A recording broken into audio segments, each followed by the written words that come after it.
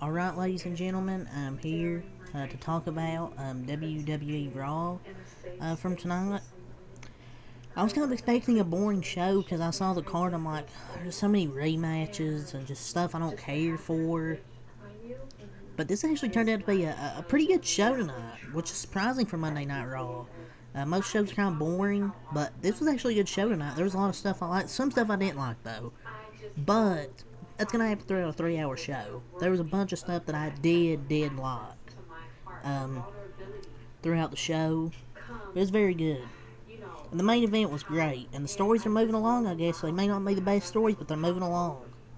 And the crowd pretty much made the show good. The crowd was very good tonight. But that's not a bad thing. And it was enjoyable. Actually, some enjoyable stuff on the show. The crowd was good, and there was some enjoyable stuff on the show.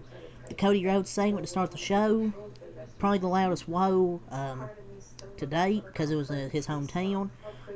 And Brock Lesnar, he issued a challenge for SummerSlam. We'll talk about that. Gunther and Matt Riddle put on a very good match, beat the hell out of each other. They put on a great match. They're better than their match Money in the Bank. Seth Rollins had an interview that was going to be with Byron Saxton. Balor basically interrupted. So that was really good. I really enjoyed that. It kind of reminded me of like I don't know, the old NXT Black and Gold, building towards like when they did those like sit down things, building up to a big match. That's what that reminded me of. That was definitely a Triple H segment.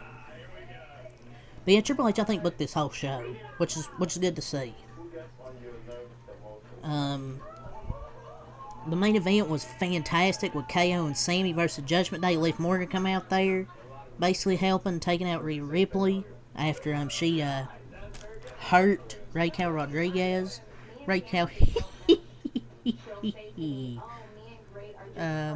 Rodriguez Gonzalez. But yeah, the main event was fun. But let's get into it. So, first thing to start off is Cody Rhodes coming out. Whoa! He gets a good ovation from the crowd, obviously. His hometown in Atlanta, Georgia.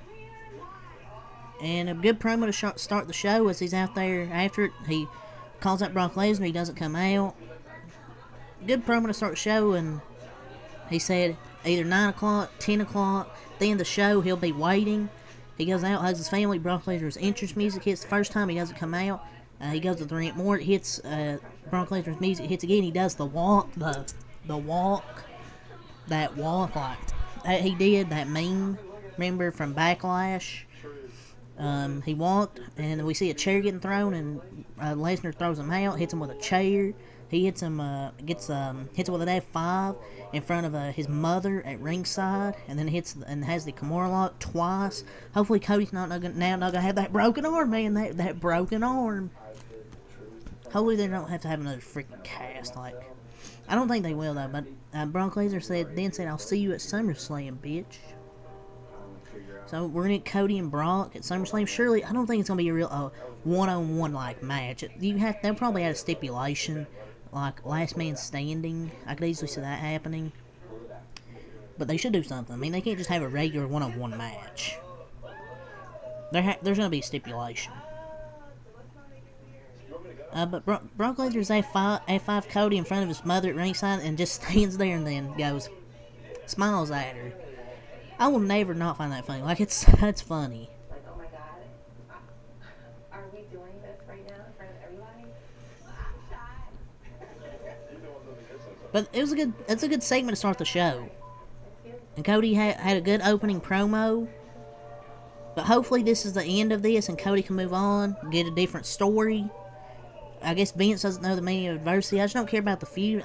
Maybe their third match will be better than their first two. But that was a good promo to start the show, and then a pretty much a predictable attack. But that was still a good segment, though. But it was kind of predictable, though.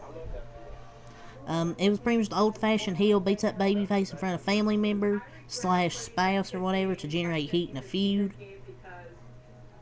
I mean, they tried a tired and true method for the heel to get heat. Kind of cliche. But seeing a family member out there, you know what's going to happen. But it's still a good segment. That kind of gives me flashbacks when Brock Lesnar gave Zach Gowen an F5 in front of his mom on SmackDown in 2003. Remember that clip?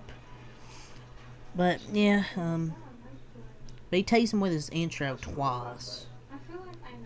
He also made sure to look at her each time he did the Kimura lock, which is funny as well. I just can't wait for this feud to be over.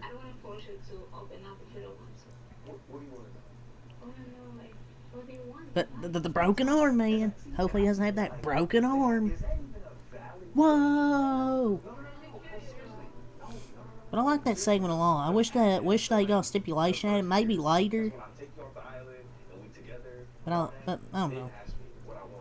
Maybe Brock is just doing this so Cody can't go after the championship. Maybe, I don't know. But yeah, that's all I'll say about that. We have Gunther versus Matt Riddle, which was a fun match. I think this was way better than their Money in the Bank match. They absolutely beat the shit out of each other. And I can confidently say he will be the greatest WWE Intercontinental Champion ever. Ever. In this modern era. I don't think anybody can be a better Intercontinental Champion. At this point, whenever Brock Lesnar has his retirement match, and I feel like he'll retire sometime soon, you could have Gunther have him retire Brock while still IC champion at that time, and then immediately have him win the World Heavyweight Champion.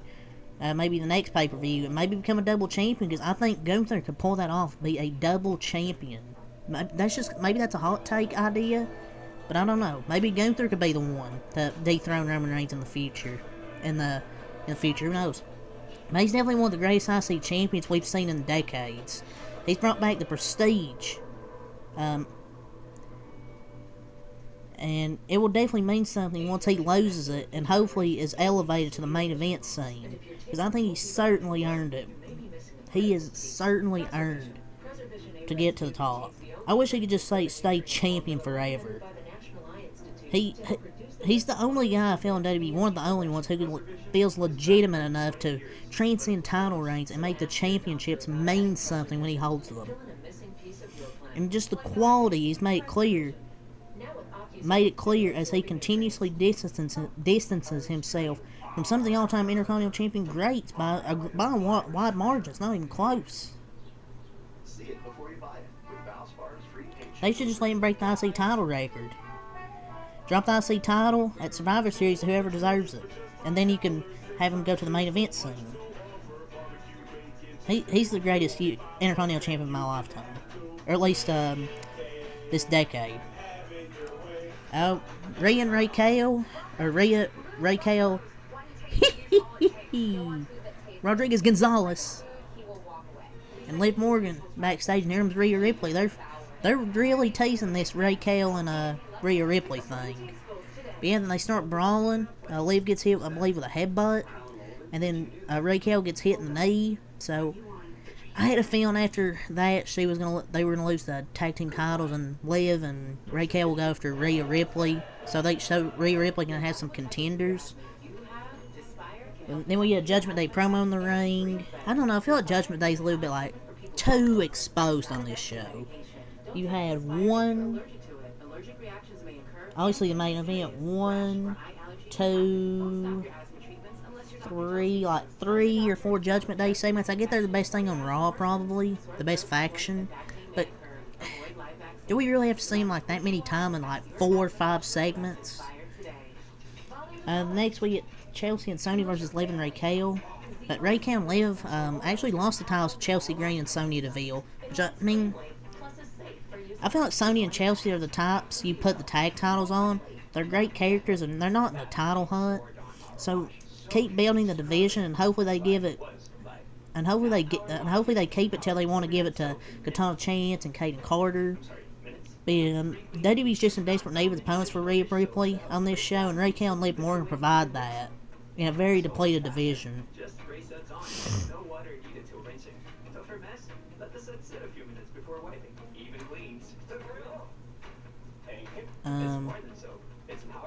But they actually won. I couldn't believe it. But these tag titles just were over, or just being treated like hot potato. Hot potato, 1 potato, 2 potato. But they weren't even a legit tag team, leaving Raquel. But who cares about the women's tag division right now? We get a Bloodline recap. Instead of having some Raw talent for those few minutes, we have to get a Bloodline recap. Their SmackDown superstars show it on SmackDown before their segment on SmackDown. We don't have to see a recap on Raw. Just show what happened from last week's SmackDown on the next week's. We don't have to see it on Raw. We get a Seth Rollins exclusive interview. He's talking about contenders. He lists some names. He lists Finn Balor, Damian Priest, Drew McIntyre.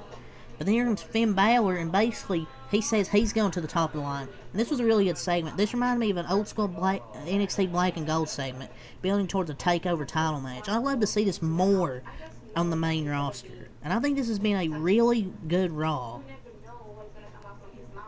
And they've been doing a much better job telling stories and making us care. Like, they told a really good story here with Seth Rollins and Finn Balor in this segment. This was pretty good.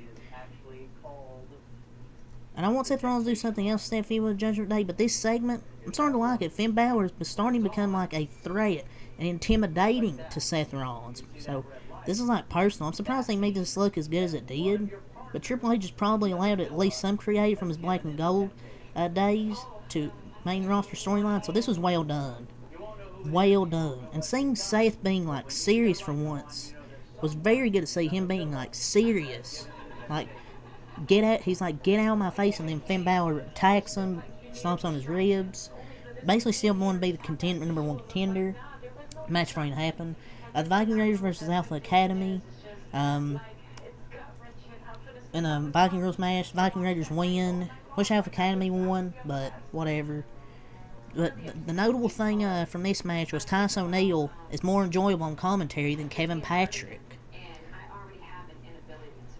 He should replace Kevin Patrick. I would like to see Titus O'Neil on commentary rather than Kevin Patrick. He sure is. Titus O'Neil brings excitement. I want him as a commentator with Corey Graves. He'll be more watchable hearing Titus O'Neil.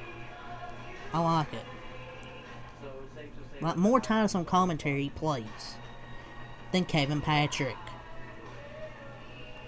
Shayna versus Nikki Cross.